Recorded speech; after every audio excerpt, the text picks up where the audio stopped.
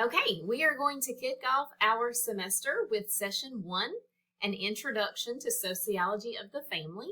In this section, we are going to simply have a brief overview of sociology as a subject and figure out how it pertains to studying the family unit.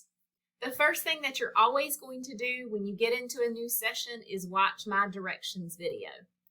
I'm going to review for you everything that you're supposed to do and give you some helpful tips and tricks along the way to get the most out of the point values. The first thing that we're going to do for session 1 is to address the section here entitled Inclusive Access, Textbook Reading, and Quizzes. So in each session that you will see along the semester, there will be an Inclusive Access, Textbook Reading, and Quizzes section.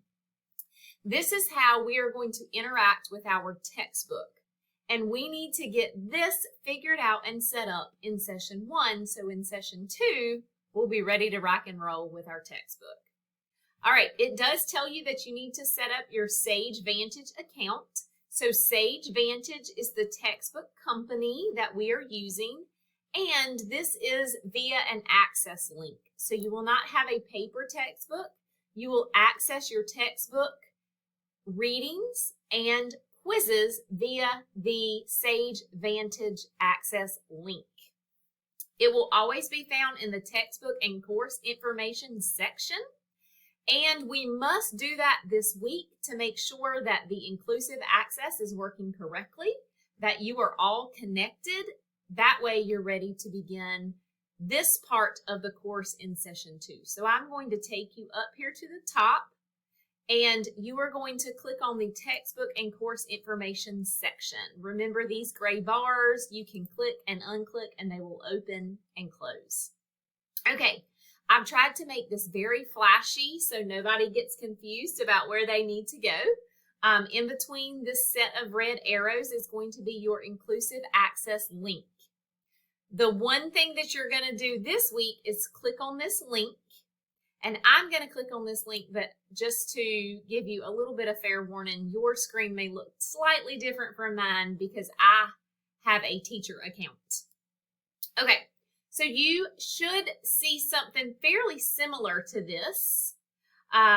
You're going to click on that link, and it is most likely going to prompt you to create a password. Okay, so it's not going to prompt me to create a password because I already have an instructor account, but you may see a screen that asks you to create a password. If you do, create a password, something simple, easy that you can remember. But from that point forward, all you should have to do is click on this link, and it's going to pull your information, and you're not going to have to enter that password. Once you get into the Sage Vantage account, you will then be able to see the assignments listed on the screen along with the due date and a button off to the right that says start reading. And so once you have that account set up, you should be able to see a little bit better. And I'm so sorry that I can't show you exactly what you will see. However, I do have some information posted for you under the technical difficulty section that is additional help should you need it. I have been told by the Sage Vantage technical rep that if you have any issues making this link work or accessing that link, that you should click on one of these help items, and it will give you information on how to get in. So this is student onboarding information, and it will also give you information on tech support. So they have shared this with me because they need students to reach out to them if students are having issues with accessing the textbook. All right, and there's 2 links there if you need additional help. These are also some technical difficulty type items that you can review if you ever start to have issues along the way. All right, so all of that can be super overwhelming and super confusing in the first day of class. However, the quicker you click on this link and try to get into that textbook, the better, because if there are issues, I need to know, Sage Vantage needs to know, and then we can get it fixed for you. All right, so that is the very first thing that you will do in session 1, because we need to make sure that you are set up and ready to go in order to start the textbook and quiz readings in session 2. All right, the first assignment that you will complete is the family Padlet. So you probably are already familiar with Padlet. If you are not, we will get you familiar with Padlet. And I am sorry, I am struggling here with my screen to get this. Here we go. There we go. Sorry, guys. All right, so what you will do is you are going to introduce yourself and share a part of your family with us. All right, so you're going to put a photo here. It can be a photo of you and one family member. It can be a photo of you and your entire family. So some sort of photo, and introduce yourself. Tell us a little bit about yourself and your family. So remember, this course is all about the family unit. So utilize that family piece when you're introducing yourself. You're going to start the Padlet by clicking on this plus button, and that is going to allow you to either upload or take a photo and write information. Please make sure, especially in this subject line, that you enter your name. Sometimes I have students that do a fantastic Padlet, but they never tell me who they are. And I'm unable to match your photo with a name because you're in an online course. So make sure that you put your name there, a photo, a little bit about yourself, and then click this purple publish button. And then you will see it pop back up on the massive Padlet for our whole class. All right, easy points there, right? All right, the next assignment is sociological jumpstart notes, and I'm going to spend a little bit of time here explaining these items. So when you get ready to do this assignment, it's going to tell you to watch these 2 videos, okay? These are called crash course videos, and they're little 10-minute videos that kind of walk you through concepts about particular subjects. And so these 2 are all about sociology. So you are going to watch crash course number 1 and crash course number 2. And while you are watching, after you watch, or while you're re-watching, depending upon your preference as far as note-taking goes, you are going to complete these sociological jumpstart notes. So I'm going to show you how to access them. You're going to click on this blue link right here that says Sociological Jumpstart Notes. We're going to choose New Window if that gives you an option there. And you're going to click this button that says Make a Copy. Now, this is going to make a copy for you to type into in your Google Drive. So it's very important for submission purposes that you are in your Nash Community College Google Drive. And if you need to back out at this point and double check and make sure that you're logged out of all your accounts except your Nash Community College student email account, you may want to do that. So we're going to click on this blue button that says Make a Copy, and that is essentially going to give us a item that we can type into, okay? The first order of business is to paste a photo of yourself here. I like when students do particular assignments that they pop a photo of themselves in, because it's another way that I am able to see your face and sort of get to know you, even though we're in an online environment. All right, you may notice that these are actually Cornell notes. So let me briefly explain to you what Cornell notes are if you are not aware of them. They were created by Cornell University, and it is a simple way of formatting notes, okay?